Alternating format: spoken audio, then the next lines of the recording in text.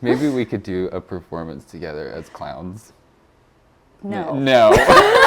Absolutely not. Hello, I am Cory Douylliez-Willis. I am the dance choreographer for Sense Sensibility at the American Shakespeare Center. Hello, I'm Haley Roberts, and I am the intimacy choreographer for Sense Sensibility at the American Shakespeare Center. Don't you want to like pinch yourself when you say that? Yeah, it's pretty cool.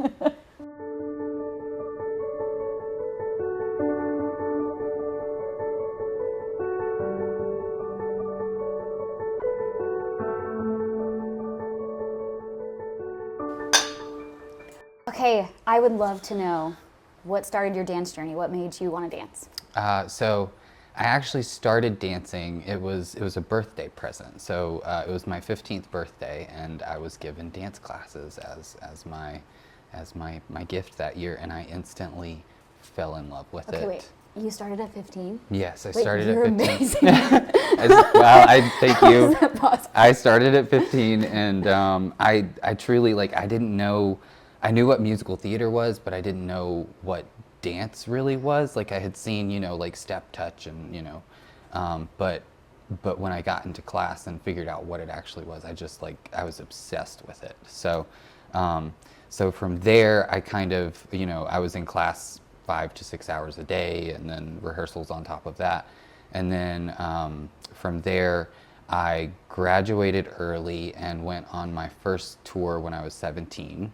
And toured for about 4 months. And then after that, I went to Brenau University, which is in Gainesville, Georgia, and continued kind of teaching and working as a dancer in and around Atlanta, and danced for about 7 years on and off. And then from there, became an adjunct professor at Piedmont University, which is in Demorest, Georgia. Choreographed their musicals, and it was also where I met my husband, so that was really fun. And funny story there, so my high school theater director was my then soon-to-be, I guess, husband's director in college. So we were kind of matched up in a really cool way. Shout out to Jeremy. Yeah, shout out to Jeremy. And then so I was an adjunct there for about 2 years and did North Georgia Theater with them, and continued to dance as a dancer professionally for a little while, and then we moved to beautiful Stanton. So and then I just have continued to teach, and yeah, I teach now for Stuart Hall and for Silver Line Theater Exchange and the American Shakespeare Center, and so that's kind of a quick overview of my journey. That's awesome. Yeah. Okay, so I want to go back because 15 is insane to like start dancing. Most people have been dancing since they were 3. Yeah. Like, talk about like how much time you had to put into that.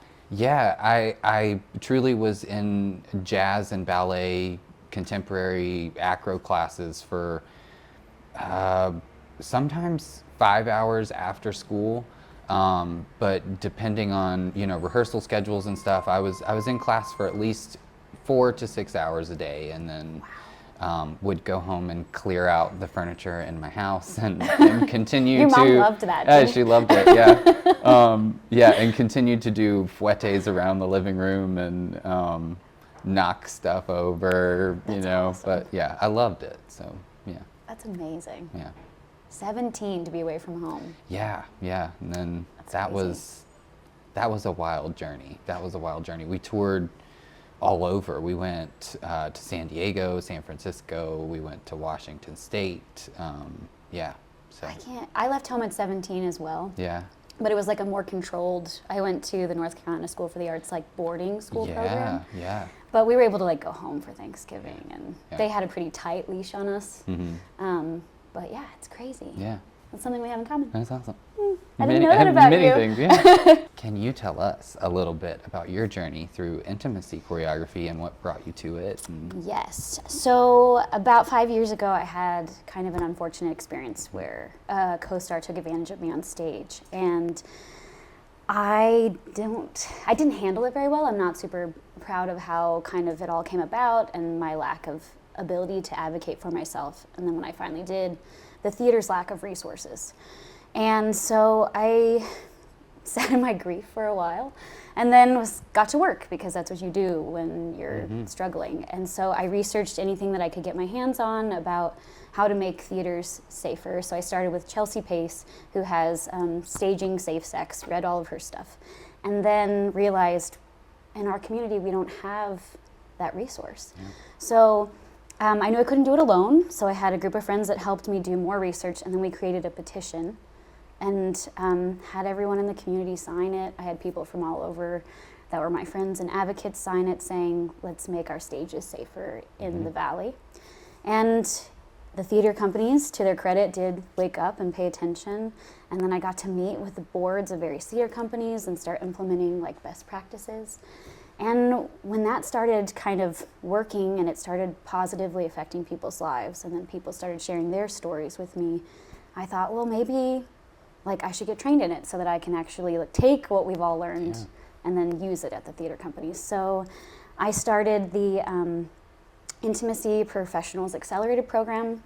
It's the Jessica Steinrock. I don't know if you've seen any of her stuff, but she refers to things as like spicy. Yeah. And she does it for film and TV. So I've been in that program and then taking all of their courses throughout the years while also working at local theater companies. So, and now the American Shakespeare. So it feels kind of like a, I don't know, full circle moment of this person who didn't know how to say no or say what I needed to somebody who now can teach others how to do that. Yeah. It's, I don't know. That's beautiful. Thanks. That's beautiful. I'm kind of proud of myself, but not like in a cocky way. Just, you should be. You should be. That's really important, to stand up for people and teach people that they can stand up for themselves. Yeah. So Sense and Sensibility, we're working with the Regency time period. Yes. How do the social norms of the time affect your ability to choreograph? Okay, yeah, so I want to talk about the waltz, because it came about in around 1786, and it was a bit, people turned their nose up at it a little bit. They were a little opposed to it because of the close contact that it requires. Yes. So I really wanted to incorporate the waltz in some form into this choreography.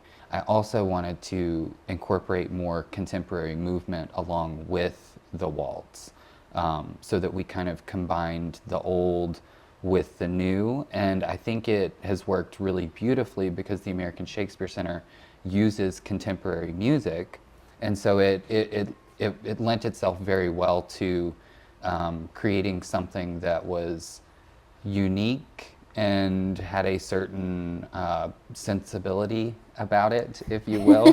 I see what you did there. Yeah. So that was really interesting. I decided at the top of the piece, because this piece is very quick, really, and it takes place within a scene.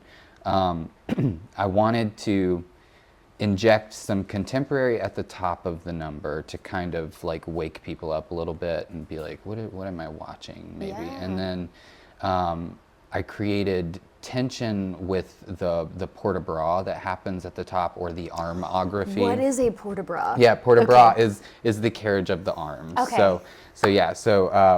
So there's this kind of a twisting, intertwining moment with the arms between the partners at the top. But they don't touch, so it's like there's this tension that's being created, and then we move right into the waltz. So it kind of it creates this sort of like tension at the top, and then pushes you right into that waltz step. And with this piece in particular, a waltz is typically done in 3/4, but with this contemporary music that we're using, it's done in 4/4. And I thought to myself that, this might be a little strange, like, I don't know.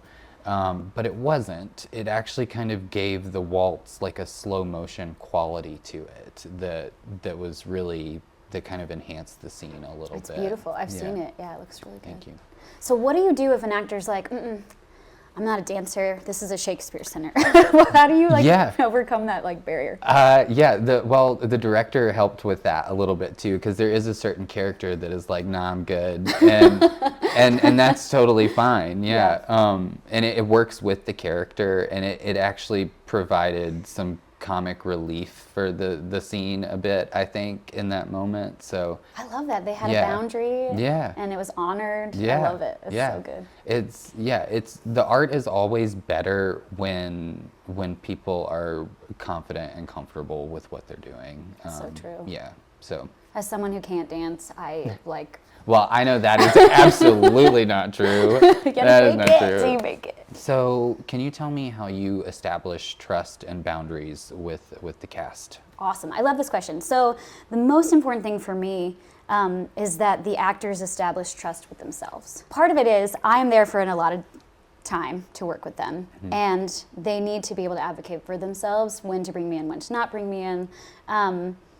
And if they don't trust themselves, there's no way they can trust me because they're too worried about their own inner knowing for us to get to the work. So we always do an orientation at the American Shakespeare Center. At the orientation, like I teach them correct verbiage, what they should do if they feel uncomfortable. We define everyone's boundaries. So it's something called like a containment of intimacy, which is essentially like a guidepost of where they can and cannot generally touch the other actors. So we all stand in a circle along with wardrobe and the directors, and each actor tells us exactly where they are not willing to be touched. It's called a fence.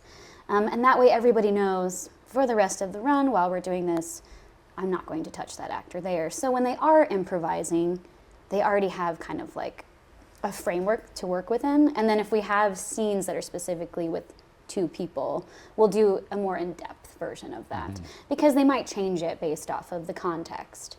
It's important for them to understand, you know, like the 5 C's of intimacy: communication, context, choreography, closure, just anything that's kind of a general, like how can they best support themselves, what to do if they do feel uncomfortable, knowing everything is always reversible, and then providing them with the most information possible. It sets them up for success. So like I have like a sheet I give them that they can review of like, what's the terminology and what do I do if something changes? And it just gives them things to think about before they even get in the room. Because one of the most important things is that they have time to consider. Yeah. If we do it in the moment and then they feel, oh, there's pressure, Yeah. a lot of times people will betray themselves and say yes when really it's Right. a no. So I don't know if that kind of answers your question. Yeah, absolutely. But it's really, it's not so much about trusting me as it is about trusting themselves. Because even at the end of the day, if they don't trust me, if they trust themselves in the process to stand up for what they need, then they'll be set up for success. Love that. Love that. I have a serious question for you. Yes. Okay, we have a mutual student. Oh, okay. Okay.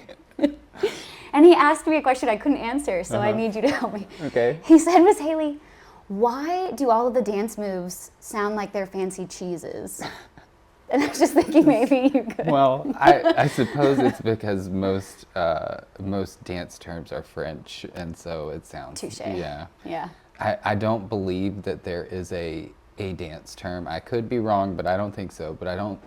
Fromage is cheese in French. I'm sure you. Yeah. Yes. But I don't think that's a dance term. But I really wish that it was It really because of did. that. He's But like, I'm always hungry during get Mr. it. Corey's I class. get it. I was I like, get it. Eat a I'm cracker. sorry, I'm yeah. sorry. Here's a cracker. I think I know exactly who you're talking about. Yes, you do. Yeah. How do you use dance to show tension and attraction? Yeah. Well, and specifically in this piece, it's right at the top of the piece. It's with the because before, I guess let's talk about before the waltz, there was like country dance and reels, and so men and women would stand in 2 lines across from each other.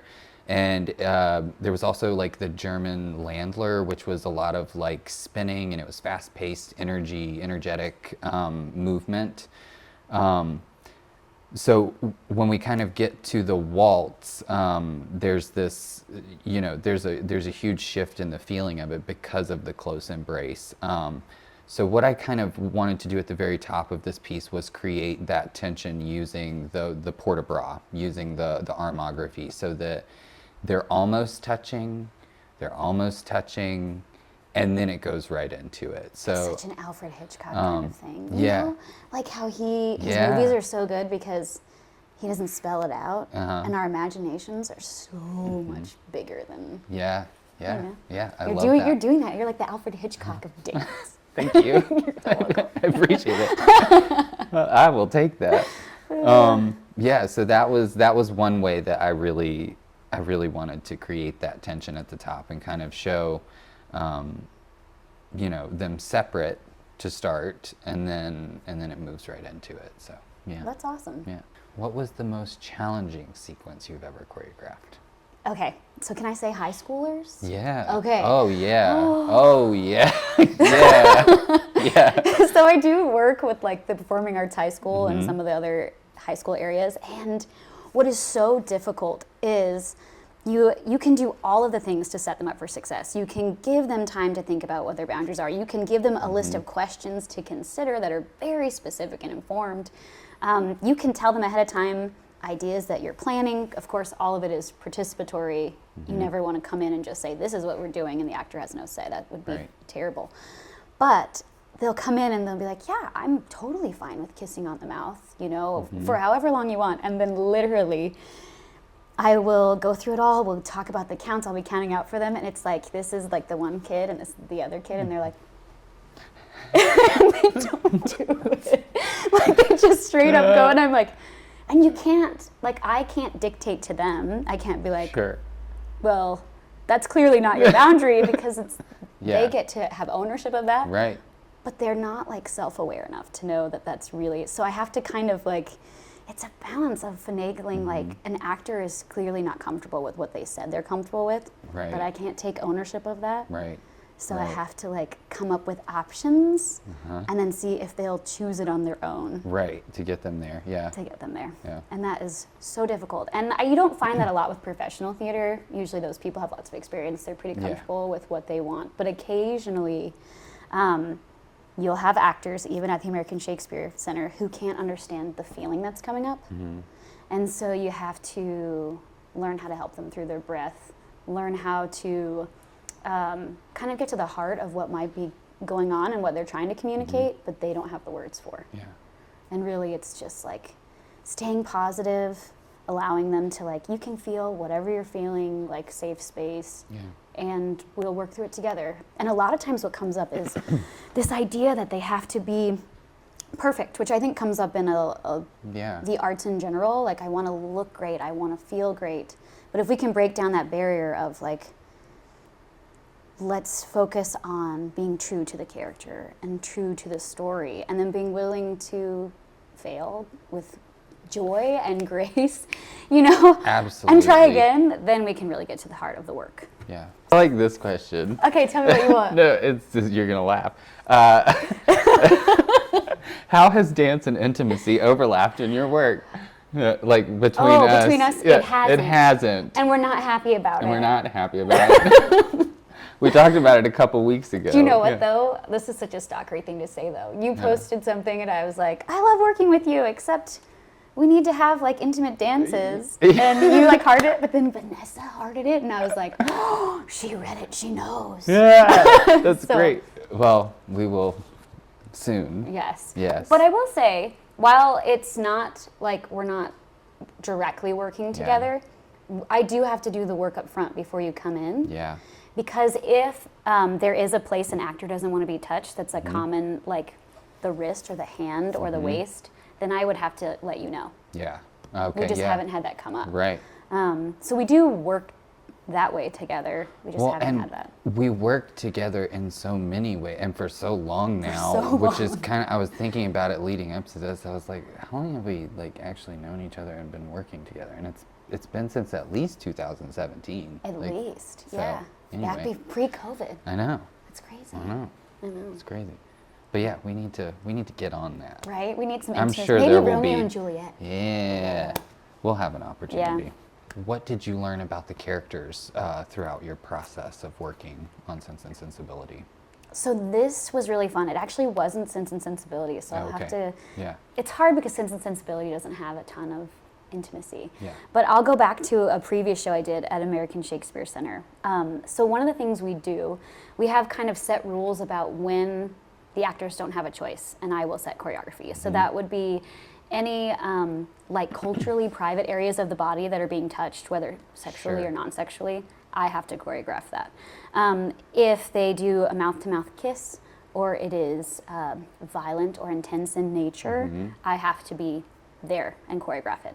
Things outside of that, so like kisses on the hand, holding hands, huddling together, hugs, those kinds of things, that's an actor-led choreo. So essentially what they do is I will go through moments in the script during the read-through, and I will like email them all to the stage manager, and then the actors pick 1, 2, or 3.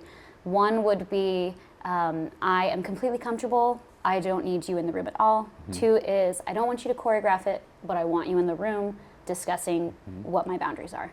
And 3 is I want you to choreograph every aspect of this moment. We always default to the actor that picks 3 or 2 or whichever one wants the most. And then we'll set aside a time to go through all of those things. So what's fun is I have my idea of what I think is happening in these scenes and what these characters' motivations are. So I'm like, oh, they're definitely going to pick 2 or 3. And then I get these emails in, and even the characters that are like in the same scene with each other, like we had kind of a spicy scene in King Lear, and one actor was like, oh, I don't even think we'll touch, so definitely 1. And the other actor was like, oh, maybe a 3 because this could get really intense. Okay. So even the actors themselves like bring something different to the table, and that's what's so fun about collaboration. Is you have the director's vision, my vision, and then the 2 actors, and then we get to kind of come together and see, create something beautiful. Create something beautiful that everybody feels comfortable with. And because I know ahead of time what everyone's thinking, I can navigate that in order to be an advocate for each person's vision. Brilliant. When you're researching for like a time period specific dance, like what resources do you use? Do you just automatically know that from your experience? Yeah. I do absolutely research. Some of it I already know just from doing it for so long. And so I typically will kind of lean on whatever styles have been popular in the certain period, but like I said, I like to interject my own contemporary style to what I'm doing, because I don't want to. I know that the audience is expecting a certain something, but I also want to tie in the contemporary music that's being used and make it something different, make it something that feels right for me to do as well. So I do a good bit of research just to make sure that I'm on the right track with what's popular in that time period. But then I think it's super important, especially as artists, especially with the American Shakespeare Center and what they do with their contemporary music, is putting that contemporary dance style into it as well, and really pushing the boundary of what dance is currently. And so cool.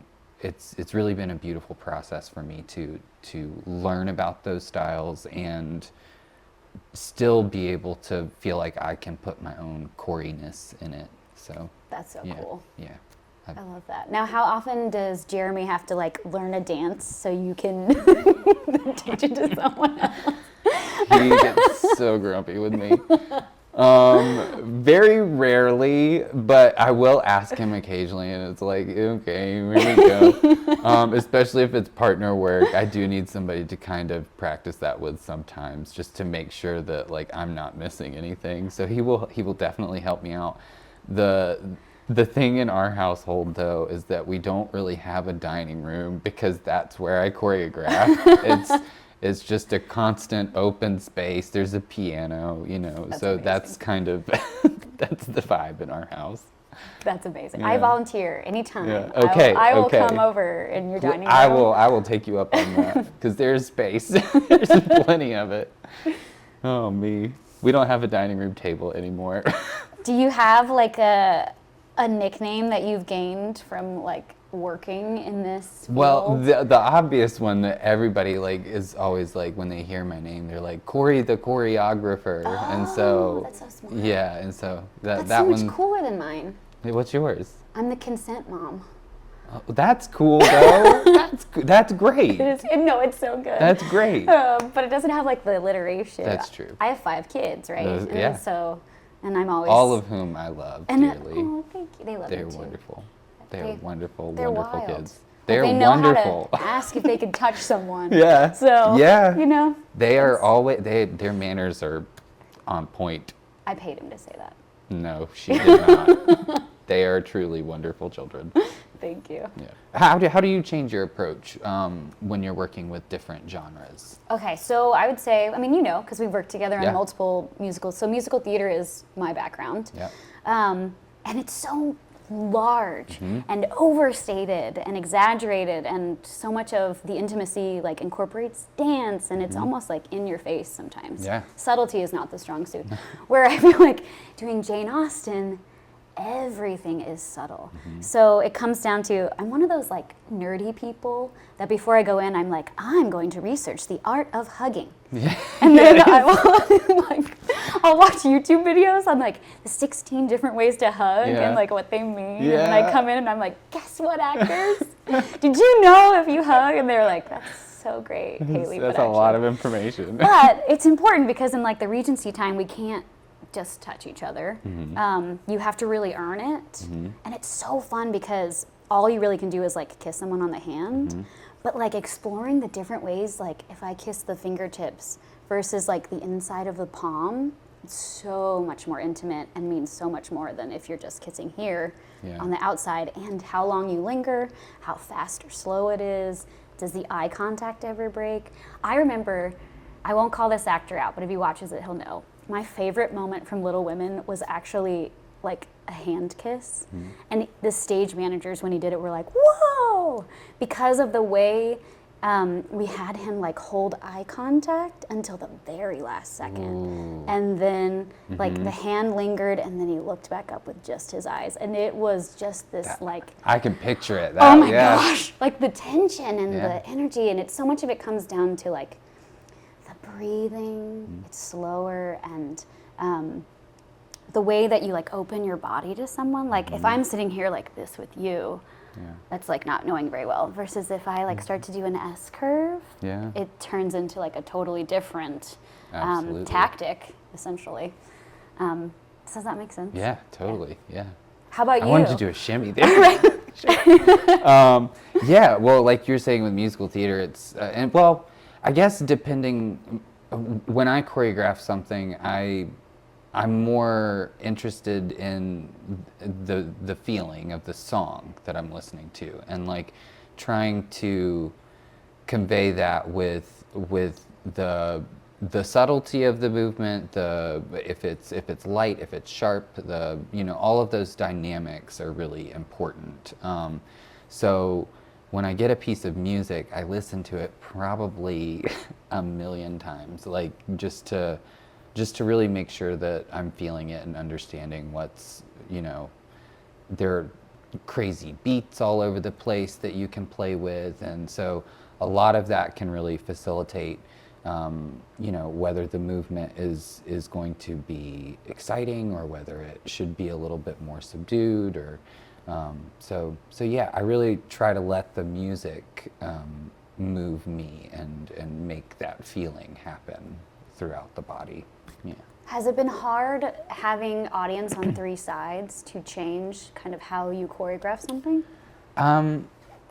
Not particularly. Just because I've been doing this for so long, I was like, Since 15. cheat out, like, you know what I mean? Yeah. And oftentimes, like for this, we kind of wanted to nod a little bit, obviously, to the Regency era, and so the director and I kind of initially started off thinking about having the couples in 2 lines directly across from each other. You don't have to necessarily stick to it. Do you know what I mean? Like, because Yeah. when you do get into the space and everything, it's like you do have to adjust. You have to open Yes. out, and it's not going to be perfectly perfect like you Thought had it- it in your head. Yes. I enjoy that part of it, though. I enjoy, and it was like you were saying earlier, these people get together and this person has an idea and this person has an idea, and then it just kind of creates something. That is what I love about what we do, is that there are there are so many opinions, and we can work together in a way that just makes it something else entirely that maybe you didn't see. Right. And so I love that part. The collaboration. Yeah, I absolutely love it. That's awesome. Yeah. Tell me about an unexpected discovery during this process for you. Awesome. One of the things that I actually learned from a stage manager of Christmas Carol was totally incredible. We were kind of discussing, okay, what if an actor gets sick? So at the American Shakespeare Center, they are here for a long time. These are long runs, they're doing multiple shows. They inevitably, someone will get sick.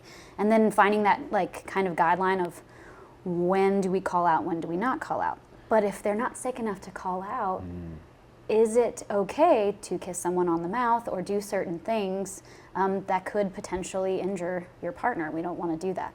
So the stage manager actually recommended, why don't we have an option A and option B from the very start, which I thought was brilliant. Genius. And I've now incorporated it into everything that I do. So from the beginning, we have option A, choreography. Everyone's feeling, well, we're up to kissing, we're up to doing this. And then an option B, which they automatically know, it's in our records, and all they have to do is come in and say, I'm feeling option B today, to their scene partner and the stage managers, and then they can just do that. Easy And we peasy. actually had to use it quite a bit. We had an actor get injured on like, So sorry. how dare you? Don't cough when I'm speaking. I will never again. I will never get over it. I was almost for a second, I was really caught off guard there. I was like, okay, no. I'm so sorry. That was great. That was No. great. I don't even know what I was saying. You're saying Oh, we had an actor. option B. Yeah, we had an Yeah. actor that was injured, like on preview night, and we had to put the understudy Yeah. in with not a lot of prep time.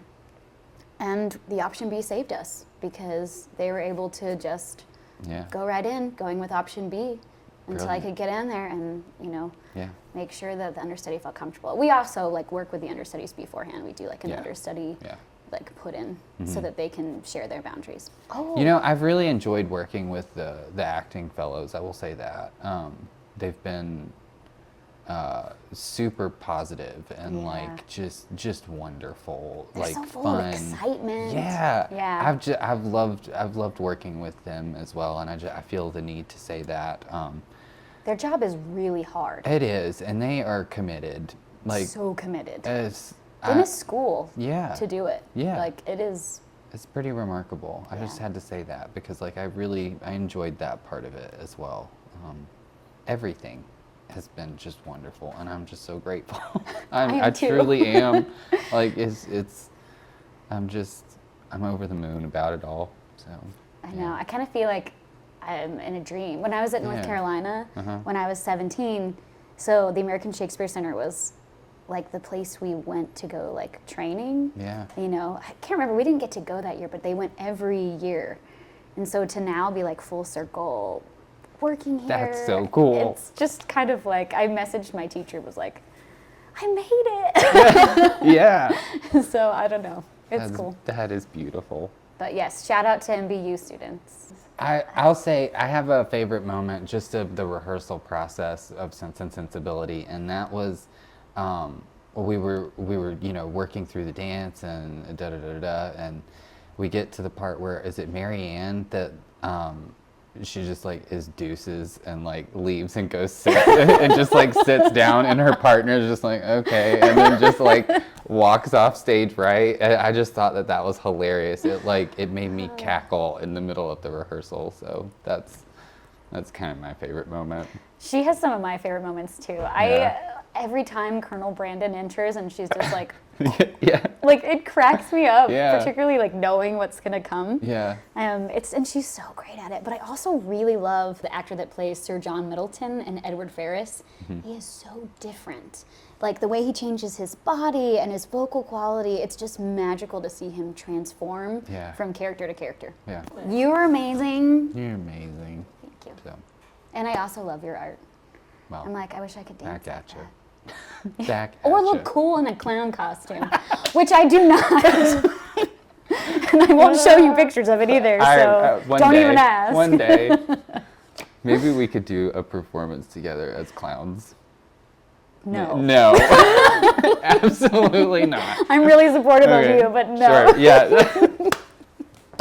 You're great. Just not me as a clown. Okay, Yeah. fair. You fair. look amazing. I would look like a chipmunk No. that dressed up like a clown. I doubt it. I love you. Check out Sense and Sensibility at the Blackfriars Playhouse now through August 2nd. And enjoy a pre and post show snack at Accordia.